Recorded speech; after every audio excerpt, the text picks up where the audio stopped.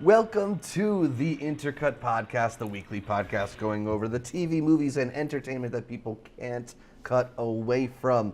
I am your co-host, Zachary Shevich, and joining me, a 21-time Oscar nominee, it's Arturo Zurita. What's good? I am not an Oscar nominee, but I hope to get there. I don't need the 21, I just need the 1. I'm excited to be here, super excited to not be here on Tuesday when I go to Sundance. Yo, I have been waiting.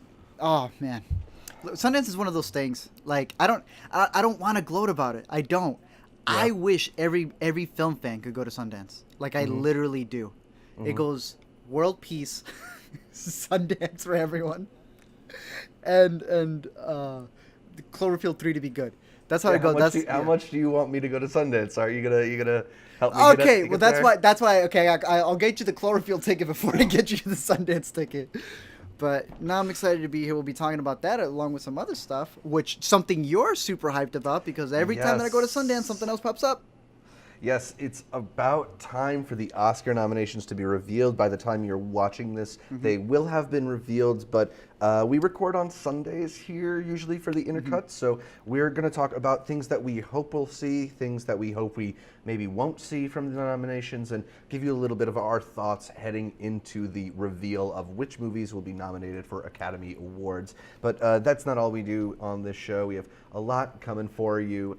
Going to talk about what's new, what's coming up, what's in theaters, and get into the yay or nays. Should we hit it real quick what we've been watching, or get into the yay or nay?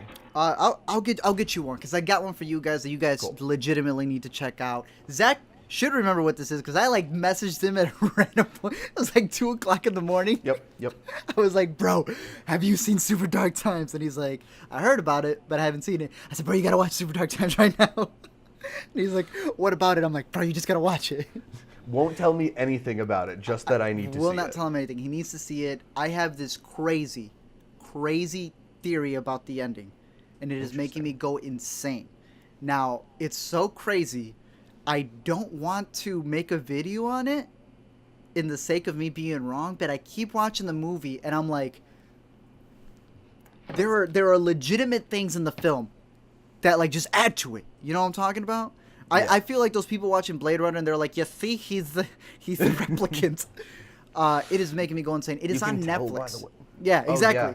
It is on Netflix, so there's no excuse for none of you to watch it. The movie on its own, besides my crazy theory, I think it's fantastic. It escalates into something that's super dark. But I might just make a video about it. I actually followed one of the writers, and I was about to ask him. Then he followed me back, and I'm like, Yeah, it was one of those things. So I'm like, and both of the writers were at Sundance too. So I don't know. The more I look into it, I'm like, should I release this theory to the public?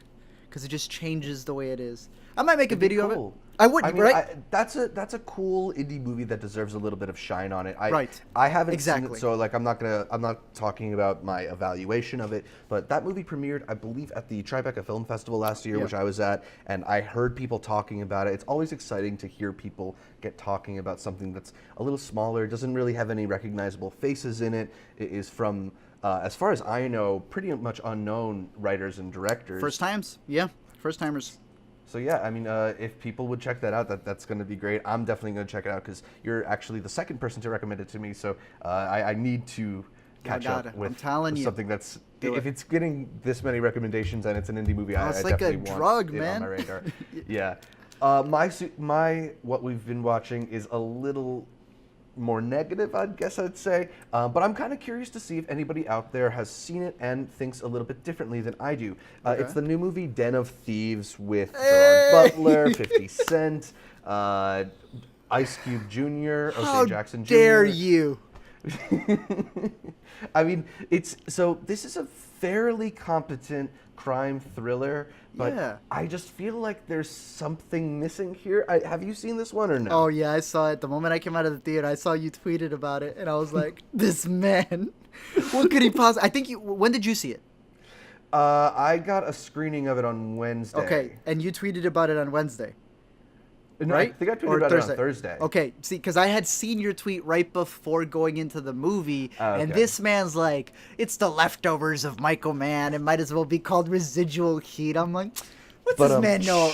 Yeah, he was super proud about this. So I sit there and I'm like, he's right. Yo, like it's even down to the runtime, the like plus 2 hour runtime. It Okay. feels like Heat. Movie ends and I'm like, what the heck? I thought I was gonna have time in between because I saw 12 hours after it as well, and I'm like, oh, I have more than enough time. I could run to the Steak and Shake and get something to eat. Bro, what? Did you also Google the runtime like I did? Yes. Oh, Google, you gotta get your Y'all gotta game. fix Like, that. you are a verb. You can't show people that the runtime is 1 hour 30 when the runtime is 2 hours 20 minutes. Bro, they lied to you. I had absolutely no idea. Now here's the thing though. I didn't hate that last third like I think you did. I didn't hate the last third. So I actually ended up writing a review for Time Out New York. You can check out my review. I'll put it in the description down below. I thought this movie was fairly interesting in its opening and its closing sequences. It's just the entire middle that I just was so uninvolved in. I felt like it was never something that had two things going on at once. It's just one question. Like, will they get caught? Will they not get caught? Oh, that wasn't the question. The question was, how crazy can Gerard Butler get in this movie? Yeah, and Gerard Butler trying to do his best, like, corrupt cop Pacino thing. It's like, it just was never Pretending to be quite- Russell Crowe. Yeah. Did you also? So one of my theories is that this is just a movie that's like pieced together of different bits of other movies. You know, you get Gerard Butler kind of doing like a Training Day-ish sort of vibe, and you have O'Shea Jackson Jr. gets the kind of like Usual Suspects. Thing with his storyline, and then it's Heat also, and Heat. there's Then it's that Sicario. moment- There's that Sicario moment, but the ending, and there's that moment that I think is a direct lift from Bad Boys 2. Do you know what I'm talking about? Do I know what you're talking about? We talking about 50 scene? Who the fuck is Reggie? Yeah, I'm talking about 50's scene. The prom date comes over and he's like, oh, I'm going to intimidate you, but this is like fun and me and my boys are going to have fun. Exactly the way that it happened in Bad Boys 2 Explain when to somebody me. comes for Martin Lawrence's daughter. No, see, explain to me. I know exactly what scene you were talking about because I was getting footage for a video as well, and I saw that scene. I was like, okay, Yeah. what's the point of this scene? It doesn't seem like a spoiler. And I watch it, I'm like, huh, okay. And I didn't see the complete scene, so I'm like, okay, it seems like a funny scene. Because 50 Cent is huge in this movie. 50 Cent Everybody's is jacked up. massive. If you're into just like the like brawn of these movies, Yeah. it delivers in that sense. So it's like this guy comes in, right? And his dude's got the I think it was the blood. Yeah, because it was Yeah. red. And he's got like the handkerchief and everything. They're in LA, and he just goes in there like pick up the daughter or whatnot. And 50's like, yo, let me talk to you for a second. Puts him in the garage, and this scene's released, by the way. They go to the garage, and he's got all the Samoans. Like he's friends with a bunch of big Samoans. And Porn Stash from Orange is the New Black for some reason. Yeah, Vin Diesel 2.0. And they're just like chilling in there and they just like interrogate the kid.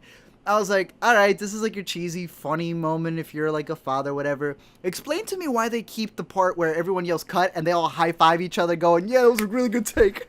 I was like, did y'all just really keep that in? It made no sense whatsoever. It's just that Bad Boys 2 thing of like you got to show, oh, they're friends and they're doing this for fun. Also, and, it has nothing to do with the movie at all. yeah, nothing to do with the movie at all. It's a completely like non-consequential scene that comes out of nowhere and doesn't come back anywhere else in the movie.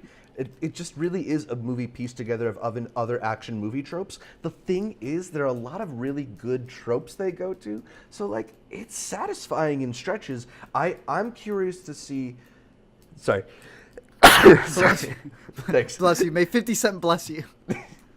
I'm curious to see how many people out there actually kind of really dig this movie and whether or not those people have seen movies like Heat or The Usual Suspects. Because That's the thing. I think if those movies are maybe new to you, there's going to be a lot of fun stuff here. I just don't think it's as good as the stuff that influenced it. 1000%. I agree with you. Not so much in. No, I mean, like, I get you with this movie. I think there's a bunch of movies in 2018 is going to do a lot of that. It's going to take advantage of the fact that other people haven't seen it because I've already seen it happen. I watch movies and I'm like, oh, we're going there. Yeah. But I've seen it done better over here. I'm not going to bash it because it's doing something that I've seen before. But when it doesn't do it as good, I am going to note it. And what I am noting is that the filmmakers who made this movie got a letterbox or an IMDb, and I can see that they were clearly influenced, and now they're going to get the credit for it. You know what I mean? Yeah, I mean, that being said, like, not to get too like up my own ass and philosophically about art in this, but like, if all art is influenced by other art and reductive to some point, like, is this just another way of doing it by lifting the best parts of other action movies? Only if it's filmed in 35 millimeter. Good question. I actually don't know that. And only if O'Shea can get a British accent. I say watch it for the ending alone. The ending convincing or not convincing? The O'Shea's British accent. When I first heard it, I was like, "The heck is this man doing? Get the heck out of here!" And then I heard a bit more, and I was like, like whatever." I don't think my man's about to like perform Othello or anything, but I thought it was convincing for that moment. No, he's in the new Ophelia movie with that's coming out at Sundance. All right, so like I'm gonna go no on Den of Thieves. I'm gonna go yay. Yeah, I'm saying so it's rent-worthy. It's rent-worthy. Watch it with your boys who you would do the Samoan prom night thing, just for the ending alone. There's the some ending fun stuff there. Is so absurd. Yeah. The heist is so absurd, but then the ending is so absurd. And you gotta be willing to accept a few plot holes because there's plot holes in this plot holes that like lead to the sewers that end up being an escape plot holes. Yeah, those type of plot holes. Potholes is what you get. Yeah, whatever. All right, we move on to the yay or nay, looking at the latest happenings in the entertainment industry, and we start with where Art will be. He's going to be flying in the air, flying on a jet plane by the time this podcast is live, out to Park City, Utah, for the Sundance Film Festival, which began Friday? less than a week ago. Yeah, Friday. Sorry. I'm following it like crazy. So yeah, and it opened with the opening night film Private Life, which a lot of people saw, and there's been a few films to screen since, including Bo Burnham's 8th Grade, which a lot of people are excited about. I know we usually do yay or nay about a question whether or not you're into something, but I kind of feel like the answer is obvious. Art, could you be any more excited for this year's Sundance Film Festival? Bro, I have said this multiple times. I started off the show by saying that every film fan needs to go to it. I think we covered it, that I had gone, like last year I was able to travel a lot. Like I went to Cedar Point. Touched on it. Yeah, which was on my bucket list and all this different stuff. Even going to New York. But Sundance is just like the dream come true. I've been waiting all year for it. I like truly love it. I'm going to learn from all my mistakes from last time. And yo, Bo Burnham having his directorial debut has me excited as can be. A bunch of the other ones that I have on my list. Yeah, it's my favorite. Not to mention just about that Bo Burnham thing. Like, I love that he's doing a middle school story. Like, he could do a lot of different things, but I think he's close enough that he could have some really interesting insight to that middle school awkwardness. That's the praise it's been getting. Compared to what? That's the praise it's been getting. How authentic he was able to get into it. I just feel like that's really well suited for what I see from his comedy. I'm sure he'll be able to do more stuff, but I'm glad that he's indulging in like being young at least. I'm super excited for that movie, even though I'm not gonna be at Sundance like you. But yeah, that's right. There's a lot of other things that look good there. Do you want to talk about some of the other films that you're most excited to see? What you have planned? So, like he had mentioned, Private Life. Private Life got picked up by Netflix. The route that I usually go is my biggest thing is premieres and the dramatic narrative competition, because they got a bunch of different genres and stuff. But I feel like the best ones always come out of there. Yardi. Here's just like the wrap up stuff. Yardi, I'm very curious in seeing, because there is Idris Elba is directing that movie.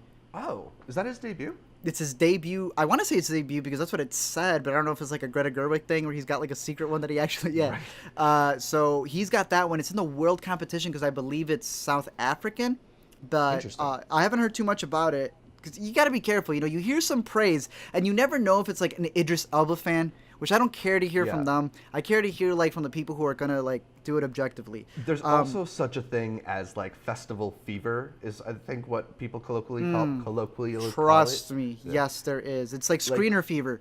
People have that too. They go see a screening of a movie. Like audiences love it. Yeah, because you give them a free movie and popcorn. Of course they're gonna love it. Yeah, it feels really special to be in the room with the filmmakers and stuff like that. It does. I remember being at the Toronto Film Festival for Kill Your Darlings, like a kind of forgettable biopic from a couple years ago. And the writer-director was there, and he was just so excited. He was like, I'm going to be late for my plane, but I'm going to answer 3 more questions. And like, I kind of subconsciously gave the movie an extra half star. I love this movie because of the Q&A that you guys will never see. Yes. But no, yeah. So there is that, and that's a thing to know. But there's Yardy. Like I said, Private Life was getting a lot of love. The Tale was getting a lot of love. This was one of my last minute additions. I'm very happy, not to brag, but I think did I not cover in the other show how I had like my freaking Jonah Jameson like things that I was going. It has paid off for the most part because everyone that got love. I have tickets for almost, and all the ones that were like from critics that I do trust that didn't fail me last year, they're like, yeah, this movie complete garbage, and I was like, oh, good thing I didn't get that ticket. But The Tale was one that I got last minute, and this is I think it's Laura Dern is in it, and a lot of people have come out going like, yo, The Tale is deep stuff. There's a really cool story of big feminist, huge feminist, like actress. She's like been all over the place talking about it. Jane Fonda? No, a little bit younger. I think she was in Charmed. Oh, you know who I'm talking about? Yeah, she did like the whole Yeah. thing at the airport because some guy like had told her Ashley she looked Judd? really nice. I want to say it's Ashley Judd, but I always get that her name confused with somebody else's. If y'all know who I'm talking about, she came up to one of the producers and Alyssa was like, Milano. "Is it Alyssa Milano?" Okay, her. Yes, Yeah. her. She goes up to like one of the producers at one of the parties and just straight up goes, "He's like, have you seen The Tale? The Tale is so fantastic." And the producer goes, "Yeah, I made it." And she just goes. I thought that was an interesting story. A lot of people have been loving that movie, hyped for that. The Guilty. I usually don't go into the World Cinema Competition because I did that last year, and they all disappointed me.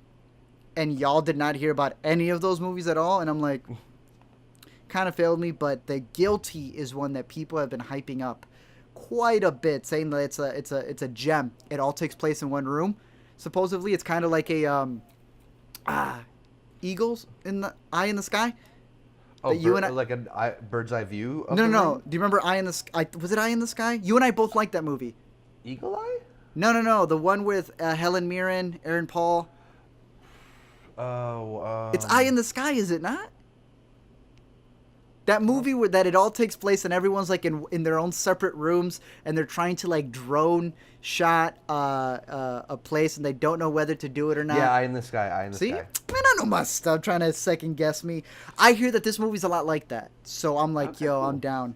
But my last one before I get in my 5 is the Sundance Film Festival, which is an indie darling, which is all about, you know, the prestige and the sposh, and having freaking Nicolas Cage come in a movie called Mandy. Have you heard of this thing? Yeah, there's some nuts-looking screenshots. This is insane. Yeah. All I know is that it's Nick Cage, chainsaws, a cult, and that the last hour supposedly is the most nuts he ever goes. And I'm watching this at midnight.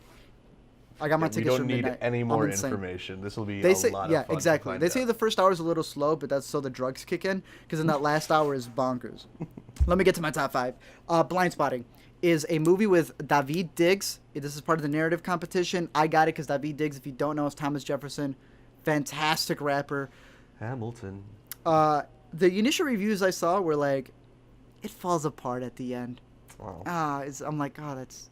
Then I heard other people going like, no, it gets better at the end. Then more people saying, nah, you're wrong. It falls apart at the end.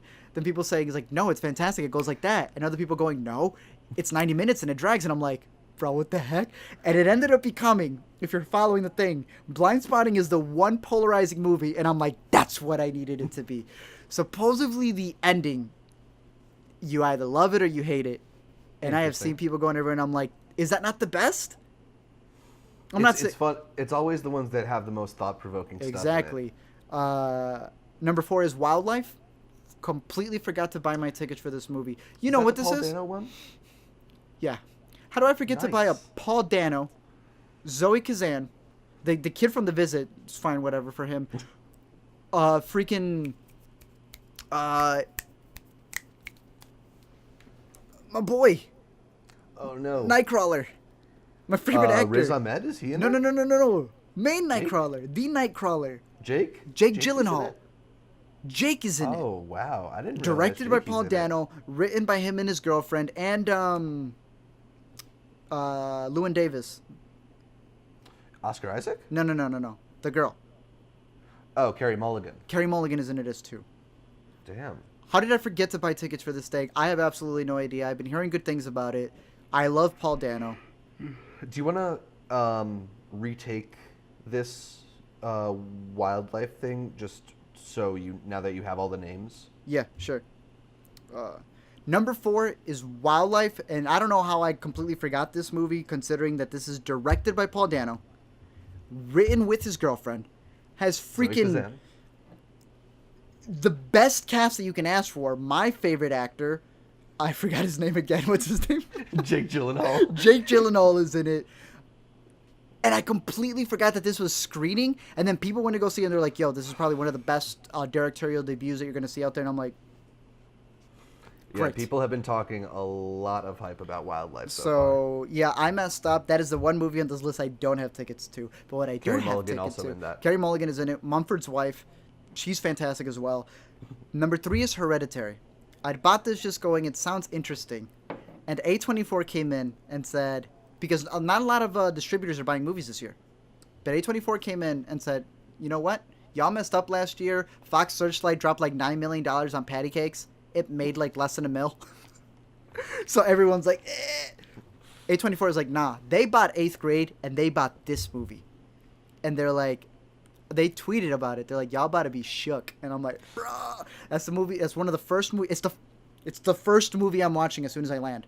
Nice. And I'm super hyped for it. It's about like, I don't know what it's about. It's a midnight movie, something about a family and, I don't know, generations. I have absolutely no idea. A24 picked it up. They are stoked about it, and so am I.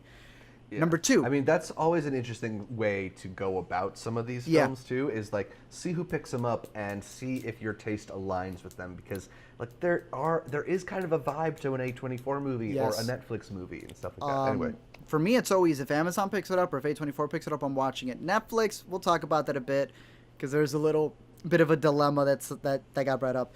Number 2 is Sorry to Bother You. I got every Lakeith Stanfield movie. I got tickets for all of them. This is the one that people are saying. I heard one person say it. You ever hear this? You've never seen anything like this. I mean, Right? it's said about movies Right? occasionally. But then another person says it, and respected critics say it, and it just keeps coming out and keeps coming out, and people say it in different ways, and I'm like, that's Intriguing. That's why I got it for my second day. Supposedly it is insane. Armie Hammer's in it as well. Tessa Thompson's in it as well. And Lakeith Stanfield's in it. Not that it's a spoiler, but I guess it isn't the thing. I don't know what it's about other than he's like a telemarketer and that it's a sci-fi. Yeah. I'm I've heard like, the vague plot description yo. too, but I'm definitely in for that movie. It sounds very cool. That sounds insane. I can't wait for that. I just want an experience. Which is why I'm also very curious about the VR. I didn't get to do the VR last year, and I really regretted it. But this year, supposedly, they stepped up their game. That's what I'm excited for, but not as excited as my number 1, 8th Grade. Big Bo Burnham fan. Yeah. That's all I'm going to say. I stayed up late waiting to see what the reviews were going to be for that first screening. They came in. Everyone absolutely loved it to the point that people were sharing their 8th grade pictures. I'm sold. Yeah, I mean, that seems to be one of the breakouts of the festival so far, so I'm very interested And it's to the hear one I your had reaction. my hopes for the most. This is my Brigsby Bear. This is my Whiplash.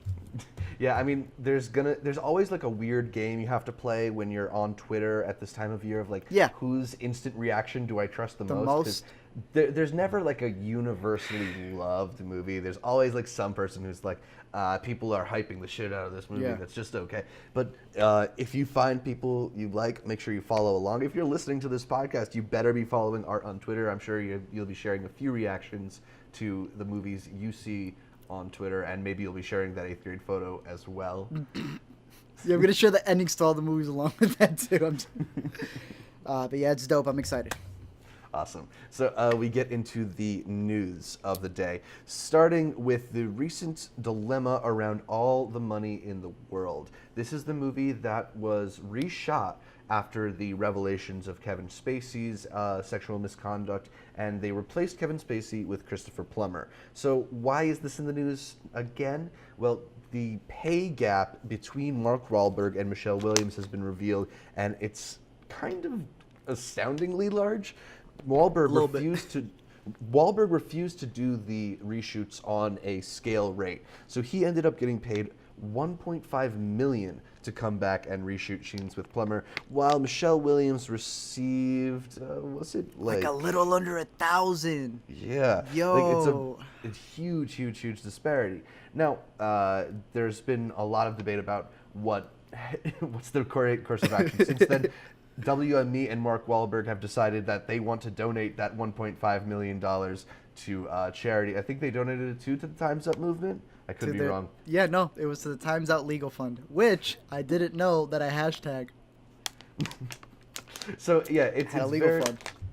It's very like it's become this interesting talking point where it's become a discussion of pay gaps and gender disparities in Hollywood, because Wahlberg was also paid more for Michelle Williams for the actual film performance, but the pay gap was not as large as it was for these reshoots.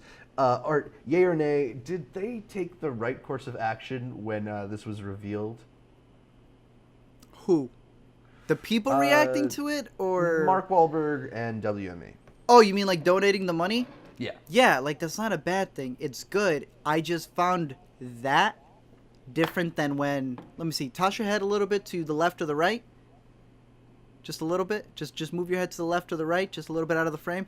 Yeah, that guy right there, Timmy. My boy Timmy, who donated his money from his Woody Allen movie, because he truly felt like doing that.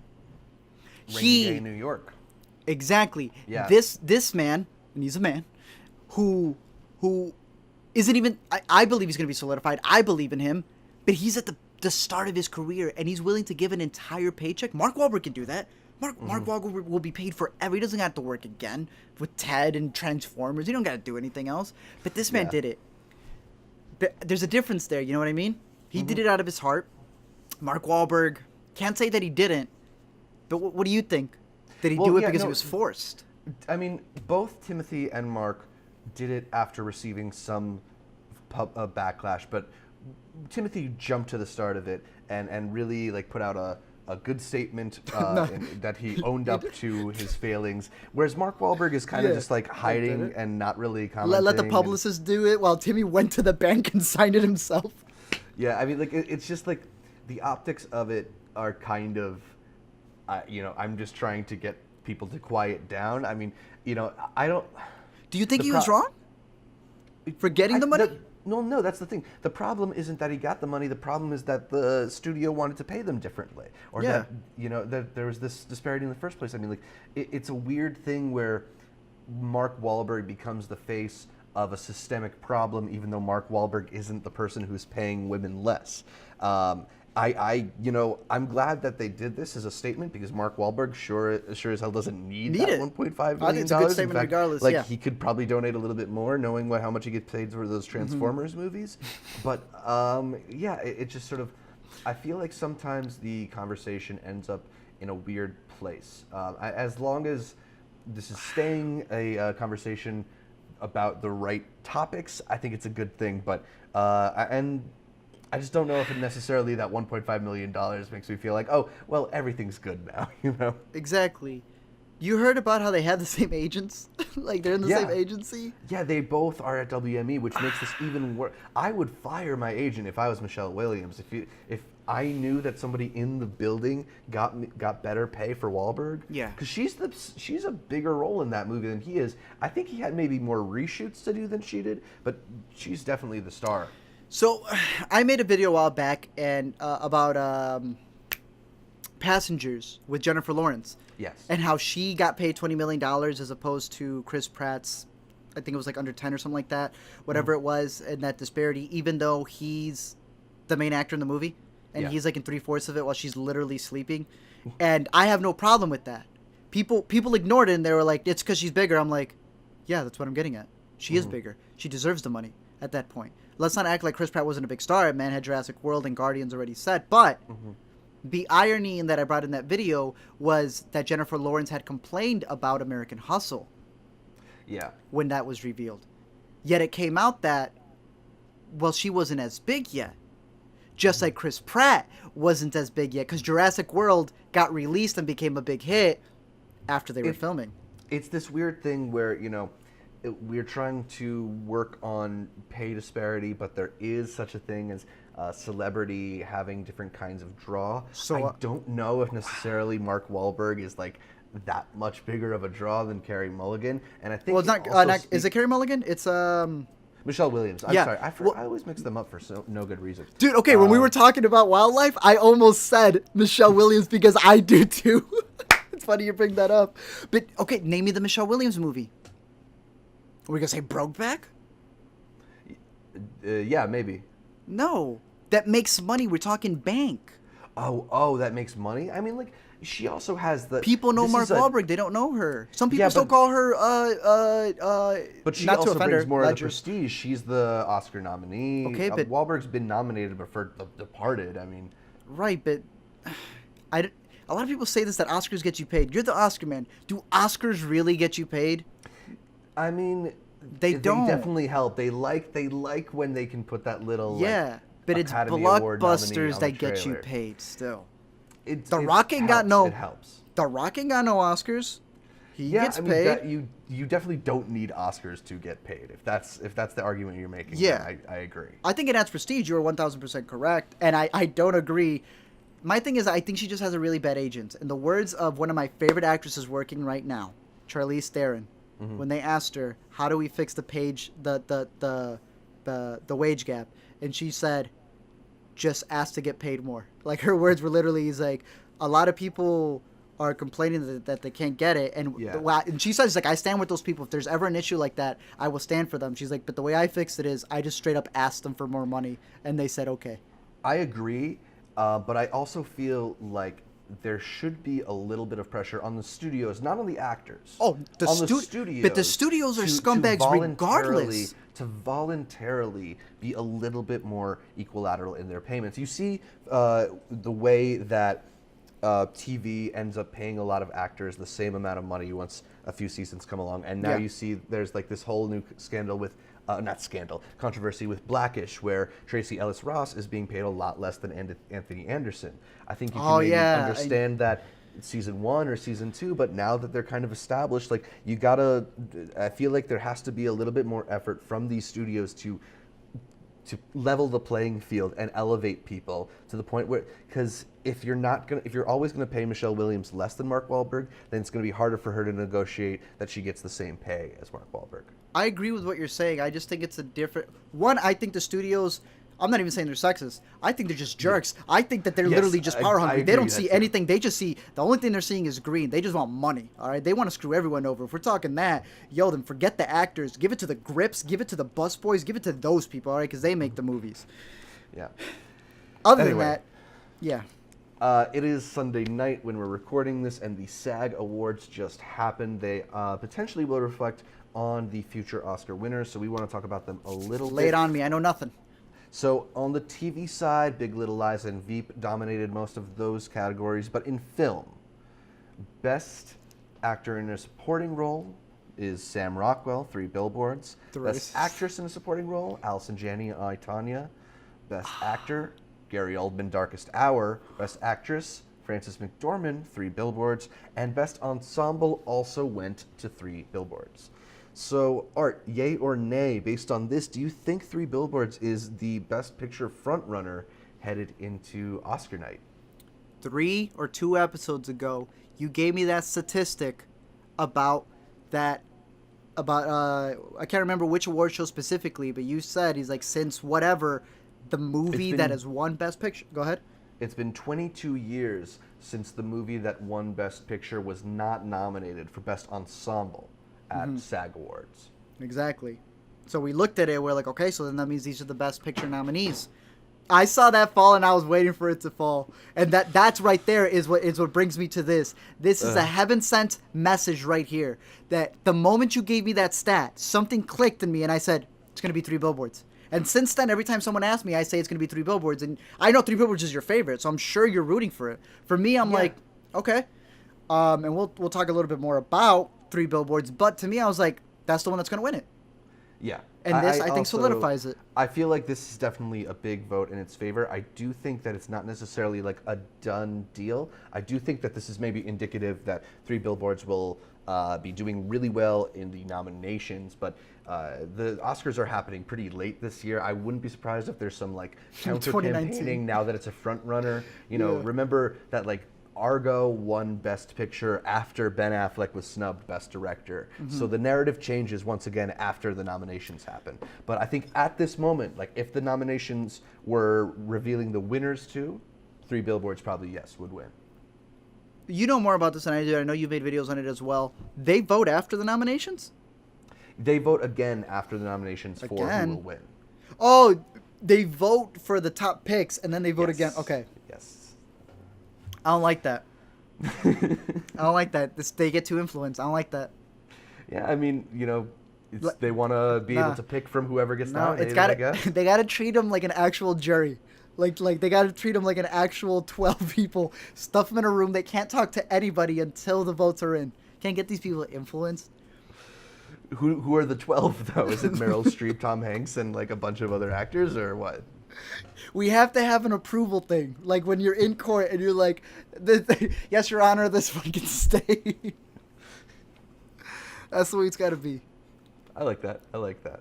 But you're still cool? You want Three Billboards to win? I still want Three Billboards to win. I'm not necessarily going to be upset if it doesn't, because I think this is a year that has a lot of really good potential nominees. I think The Shape of Water, Get Out, any of those movies would be worthy winners. So I don't know, but Get Out would like be the Billboards dopest to win. Get Out would be. Go ahead. No, Get Out to me would be like when we all thought Mad Max could win. Yeah, That's what it's like. I don't necessarily think it has a good chance, but that'd be fun. It'd be a lot of fun. Yeah. Anyway, speaking about Three Billboards' chances and a potential backlash, there is some talk brewing about whether or not everything depicted in Three Billboards is savory. So this is going to get a little bit into spoilery details, but we're not going to reveal quite so much. It's going to be vague, so if you haven't seen it, I think you can still listen to this discussion, but if not, check the description down below. Check the description to fast forward to a different part of the podcast where we won't be talking Three Billboards spoilers at all. But we're going to talk a little bit about them now. So there has been some reporting from Gene Denby at NPR and Matt Zoller-Seitz from RogerEbert.com and Wesley Morris from the New York Times, all sort of reflecting on the story in Three Billboards and specifically the character that Sam Rockwell portrays. Because Sam Rockwell's character is given this backstory that we've actually discussed on Intercut. Yes, we have. Specifically, yes, we have. That his character essentially tortured a black person for. Did they reveal exactly why? For information? Not just to do it the same way he did it to the white person. Yeah, the same way he did it to the white person. The dude had anger management issues. Yeah, I mean, he's clearly like depicted in a pretty negative light. You know, now that you say that, movie. He ain't racist. He's just an overall mess. Actually, he didn't hate one person. He hated everyone. Exactly, and he's clearly got drinking issues as well. He's living at home with his mother. There's like not. He's not the most likable. Oh no, he's not likable at all. At all. But that just made me think about it. So anyway, the recent discussion has been whether or not the movie is sort of racially insensitive or racist or any form of that that you think, based on its depiction of black people and its use of them, rather than necessarily centering them in this story. The way that racism is sort of a tertiary issue in this movie, but it's not necessarily the central focus. So Art, yay or nay, is this Three Billboards backlash getting you to change your opinion on the movie at all? No, I think it's garbage. I made a whole video about it, so I'm very curious to know your thoughts because you really love the movie. Yes. Oh, okay. So yeah, I mean, I've talked about the video down below. So I want to know your thoughts. Have it below. I'll say this. So I do think that the movie could benefit from potentially exploring some of its black characters more. They have a couple black characters who are very kind of outside of the story and not really relevant to the main plot. And that in combination with this racism anecdote kind of just being an anecdote is a little bit sidelining of black perspective and black voices. So that's not my favorite aspect of it, but I don't think that means that the movie is racist or that it's trying to redeem its racist character. I think that if you read that Three Billboards is getting you to sympathize or be on the side of Sam Rockwell's character by the end, you're misreading that movie. And that's not what Martin McDonagh's intention is with this film. I think the film is far more about the ways in which people who are not necessarily likable or on our side or even redeemable can surprise you. It can surprise you and be capable of potentially good things. Does that make them good people? Absolutely not. Absolutely not. Just like the good people could also surprise you and do bad things. Yeah, and wait, that's the point of the movie. And so the way that the movie ends, I'm not going to really say exactly what happens if you're still worried about the spoilery thing. No worries about it, but it's that it ends on a note where they're off to do a task that could be deemed morally right, but I think it's a lot more ambiguous than that. And I think if you want to take a very simple read of the movie, then maybe, it's like a redemption arc for Sam Rockwell. But I think that's not as interesting as reading it as a much more ambiguous ending, as one that asks you to think about what people are capable of and what bad people are capable of, and basically what we have to contend with in our society. So I think that it could have benefited from more black characters being featured more prominently, but I don't think that's necessarily an indictment of the movie that makes it unworthy of something like Best Picture. I still think it's a great film. Can I play devil's advocate? Yeah, please. Since you are number one. I will side with the people who I actually disagree with, but I'll bring this up. What do you think the theme is in the movie? Like in one line. Or better yet, what is the one line that keeps repeated? And I know it was one of your favorite lines in the movie. Penelope said baguettes. Mm-hmm. And that stems from what quote? That gets brought up multiple times in the movie. You do it because I'm going to butcher the quote. Anger only begets more anger. Yeah. So as devil's advocate of people defending the movie by saying, well, yeah, he's racist or wrong and whatever he does, but if he's making a change, isn't that the point? Isn't the point to not slash back with anger, but with forgiveness? Mm-hmm. Then why does the movie end with them going to go kill someone?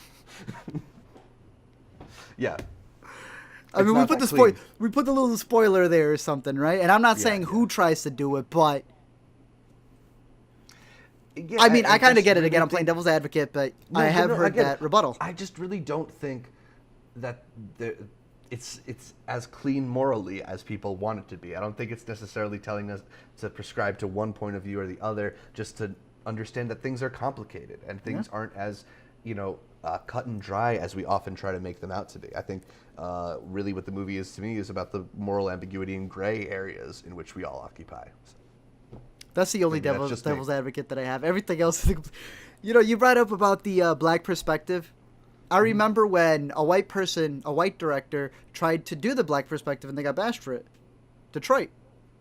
Yeah. And then those same people who bashed her for saying that, no, she doesn't know the black perspective, then bashed Three Billboards because he didn't do the black perspective. But if he did do the black perspective, you would have bashed him because he's white and you wouldn't have gotten the black perspective. It is hard to win, but I think I think there's maybe better ways to go about commenting on racism if you feel like the movie is commenting on racism. I just don't think that's really what it's commenting on. That's why it's funny. We're arguing with ourselves. No one in the cast, I'm pretty sure, is even remotely Republican. Yet we're arguing about how it's like, have we thought about that? The other thing that's interesting about this is that people are now saying that this might affect the movie's chances, not just for Best Picture, but specifically for Sam Rockwell at winning Best Supporting Actor. Like, do people want to vote for a racist character? What do you feel about that idea, that it could potentially affect his Oscar chances, specifically Rockwell's? What other actors, as I talk, do we have who are up for the supporting role? Because I remember Sam Rockwell being one of the best A lot ones. of people think that Willem Dafoe for Florida Project is the front runner. I would go that. I have no problem with Willem Dafoe winning. Yeah. It would suck for Sam's never won, has he? No. Neither is Willem, I believe. I feel like Rockwell's got a little bit more in him. Yeah, So I feel give like it to Rockwell will have more great roles and more opportunities. Willem is a little weirder and takes a bunch of indie movies. I think Yeah. it'd be cool to see him awarded for Florida Project, a smaller movie that's probably not going to get a lot of other shine in big categories. I know who's gonna win. Bridge of Spies dude again. Was he even in something? Dunkirk? Surprise nomination for Mark Rylance. And the winner, Mark Rylance for Again? Dunkirk. You see Only because Stallone at Christoph home. Waltz wasn't in anything big this year. Who was it? So we move on to the Razzie nominations, our last story in the Yay or Nay. The real awards that matter. Yeah, the award show that we all really, really care about. This is the list of worst picture nominees. The Emoji Movie, Transformers: The Last Night, 50 Shades Darker, The Mummy, and Baywatch. So Art, yay or nay, the Razzies got it right, talking about the worst films of 2017. Worst movie of 2017. All y'all who made your list were wrong. 9/11 is the worst film of 2017. That's a fact. Yeah. That's a straight up fact. So y'all ain't putting I didn't see it, but I'm willing to agree with you there. y'all not putting it on that list is disrespectful because someone else was disrespectful. So I think that the Razzies would argue that all the movies they put on their list were bigger movies, and that's kind of been the Razzies. That's the MO, is Razzies attract thing, attention. yeah. That's why we see Johnny Depp in the maybe not why we see Johnny Depp for the Pirates performance in Poisonous performance by an actor, but it's definitely why we see Jennifer Lawrence from Mother in Noxious Enactment by an Actress. What is that in her category title even?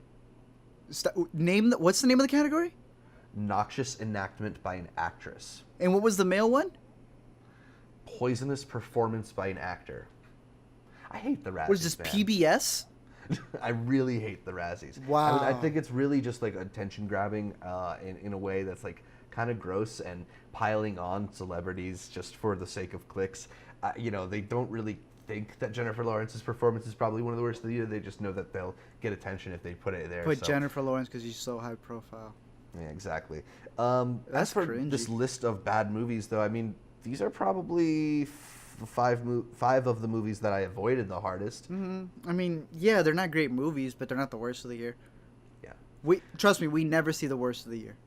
Yeah, and that gets into a whole other question. Yeah, of it gets what into a whole truly other is question, a bad movie. Yeah, I don't know. Anyway, we move on to our topic of the week, and it's the Oscar nominations. As we said, today is the big day for the reveal of the Oscar nominations. Congratulations to The Shape of Water. Congratulations to Three Billboards Outside Ebbing, Missouri. Congratulations to Get Out on its Best Picture nomination. Brigsby Bear, you were such a surprise. I didn't know you would make it in here. Bridge of Spies. What? Again. Mad Max. I thought this year was The Post. So we obviously don't know what movies were nominated since this is still before the reveal, but we want to talk about what we hope to see, and I think it might be interesting to listen to this once the nominations are revealed, so you can see how much our hopes lined up with what actually happened. You tell me, and I'll tell you whether you're right or wrong. So what I want to see? Yeah. Okay, I'll tell you what I want to see, and you'll tell me whether or not that's right or wrong. Okay. So I'm in Wednesday. We've already talked a lot about Three Billboards. I think we both want to see that in a lot of major categories.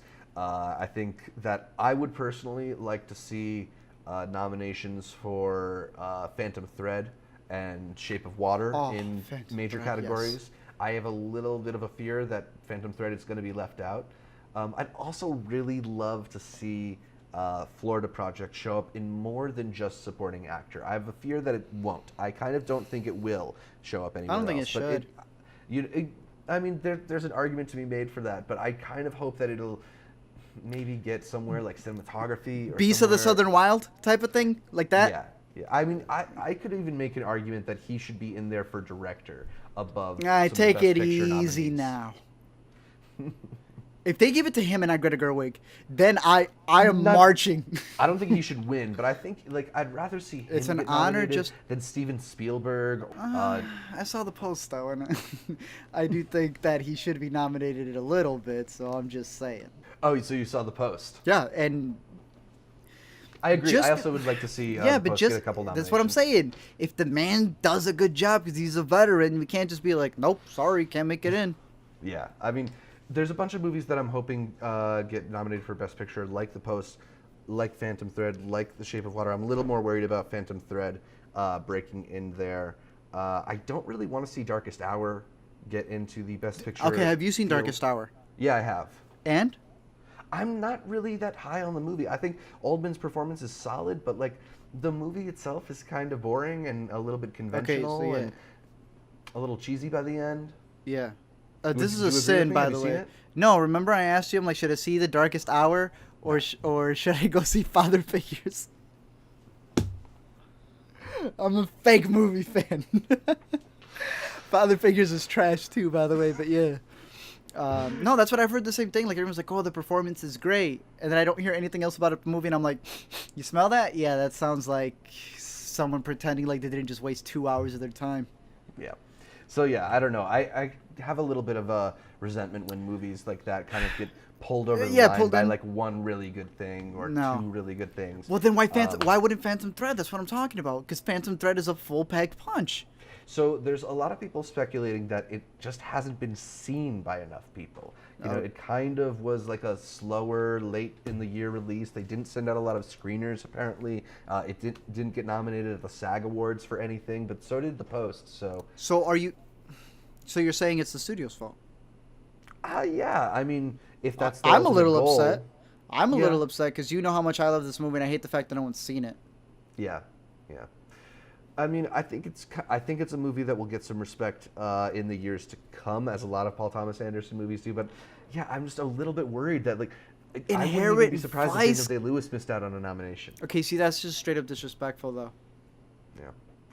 So that's what I want to see. What I don't want to see, what I also want to see actually is Mudbound not get completely overlooked. I really enjoyed Mudbound. I thought Mudbound was a really well-made movie. It is. And I think either maybe Jason Mitchell in Best Supporting or Agreed. Dean Rees in Best Director or the movie in Best Picture. I think it deserves one or two of the major nominations. I think it would be really cool. Do you think they won't do it because of the theatrical release thing?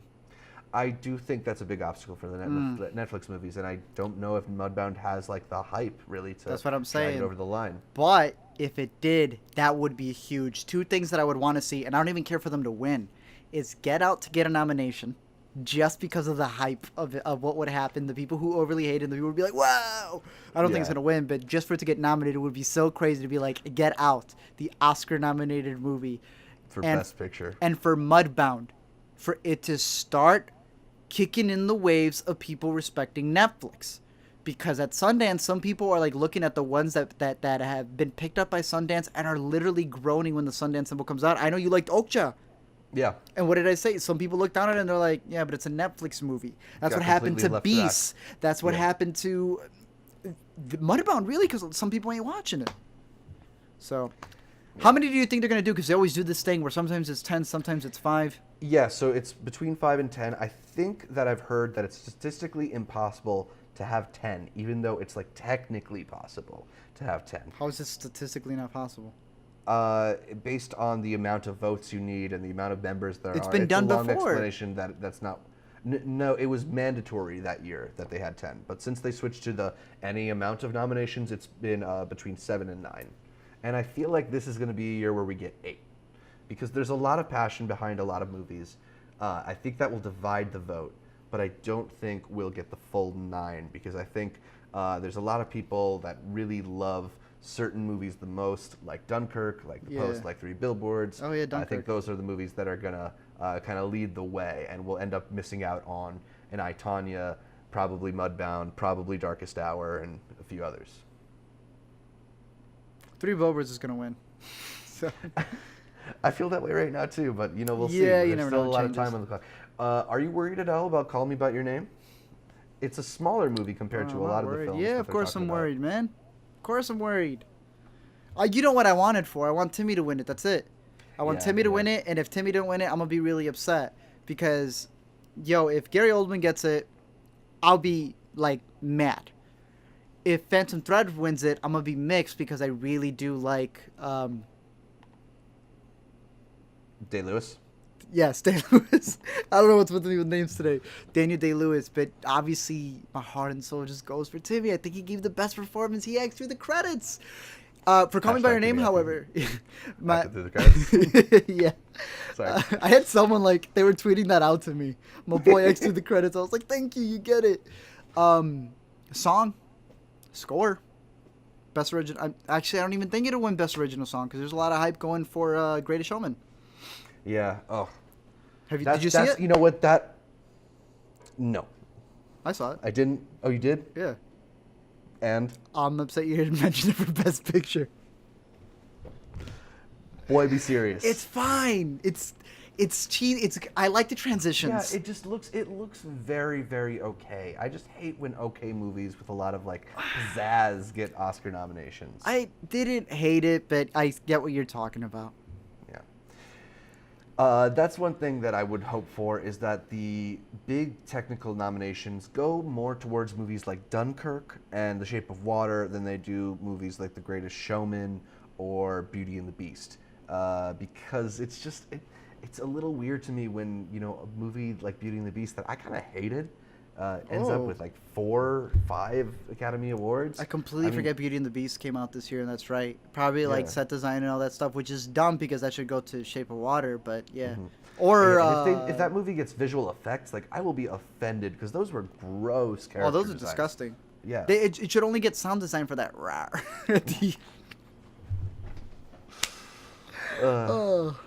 Do you have any potential surprises in mind, or things that you think could jump into the nominations and maybe get? I don't see it as a surprise, but I really do want to see Get Out get nominated for Best Original Screenplay. Mm-hmm. I don't think that's a bad thing to say. Because some people are like, yo, this is not Best Picture worthy. I'm like, all right, whatever. But the script is pretty tight. I think it's a pretty tight script. There's no reason for it to not be in there. If Molly's Game gets snubbed, that's something that I personally would be like, whoa. I hope it at least gets that screenplay nomination. Yeah, so, I mean, that's not really that big of a surprise. I think the biggest surprise, for those of you who have already seen the Oscar nominations, was Justice League getting nominated for Best Hair and Makeup. It's crazy. Do you think they're going to repeat again? DC with the hair and makeup. It's insane. I mean, there is a lot they put into those movies. I wouldn't be it's surprised if they crazy fix up because something. usually it's how much makeup you put on, but here it's how much mustache they took off. That's what's going to win them Best Visual Effects is the fact that Henry they took Cavill things away. Mustache trimming. Oh, that's a tweet for you if there ever was one. I'm going to save that one. I'm going to be at my Sundance screen. I'm going to be like, oh, they're going to love this. So yeah, any other? I also think that it'd be really great to see Get Out not only in Best Picture but in Best Screenplay, and I'd love to see Jordan Peele crack Best Director, whether or not take it easy, buddy. I think it'd be fine take to it see him there. I easy. mean, I don't know. Do you really want to see who do you really want to see him instead of him? I think Guillermo wins. Guillermo wins. Christopher Nolan is close. Give me Spielberg. Give me Luca. Give me. I'll even take. I'll agree with you, and I'll take. Sean Baker. Sean Baker. Greta Gerwig. That was the other one I was going to say. Yeah, there's a bunch out out there. Either Jordan Peele or Greta Gerwig get in there. A funny director from an unconventional background for the Academy Awards. I don't get how Greta Gerwig can't be nominated. I really do not understand. People love Lady Bird. It would be weird if she wasn't. It doesn't make any sense to me. Yeah. Well, go ahead. Ridley Scott was one of the ones who was nominated at Golden Globes, but he's what? notoriously well liked by the Hollywood foreign press, and there's no way they're nominating all the money in the world at the Oscars. Oh, I forgot he directed that. I was like, wait, what the heck? Alien Covenant? What? Any other big predictions for the night, or not really? Well, we're forgetting the biggest category of them all. Best original song. No, controversy. What's going to be the controversy? What's the hashtag this year? What do you think it's going to be? Right. Well, We can't do Oscars so white because that's already happened. We can't do the gay thing anymore because that was last year's. I think they can go back to Oscars So White. This is a year that there aren't a lot of movies featuring black people that are in prominent roles. So. Get Out. Well, that's what I'm saying. Get Out. I think Get Out gets something, and it satisfies that community. Call Me by Your Name's going to get something that satisfies that community. We're talking about something that's going to get shut out if she doesn't get her nomination. I think, the big thing is that, I could see people saying that Lady Bird is not that impressively directed. It's just kind of like a fun script. Stop yourself. And knocking her out of Best Director. So that's potentially the big controversy. If this year that's been about like women asserting themselves and no women in Best Director, another Natalie Portman all male director nominees mic drop. You hear her yell it out in the stands. You got to look at the group that's the angriest. They are the angriest right now. That's going to be what it is. So we have to start thinking of the hashtag name. Oscars So Bro. Oscars So Sausage. Oscars Fest. Sausage. Oscars I'll work on that one. Well, Oscar's a male name. I mean, that alone. Oscars So Male. Bro, watch they change the name from the Oscars to the Octavias or something like that. Another thing is that a lot of people, I brought up Mudbound earlier. Beautifully shot movie. A lot of people are hoping that the cinematographer for that film will be the first female nominee for Best Cinematography. Yeah, it's a good looking film. Yeah. What I don't want to see in cinematography is Roger Deakins, because I stand by my thing. I don't want Blade Runner getting diddly squat. It can't. I think it'd be weird. I mean, how many nominations is Blade Runner even going to get? Is it only going to get like cinematography and maybe production design? Am I wrong? Blade Runner gets one nomination. People can't complain as much. You don't hear about it. Blade Runner gets no nominations. A revolt happens. More people watch it. I've been saying this. Yeah. Well, those are some of our thoughts looking ahead to the nominations. Let us know whether or not we got these things right. How much we embarrassed ourselves. Tweet at us. We'll be tweeting about Paddington 2 takes home everything.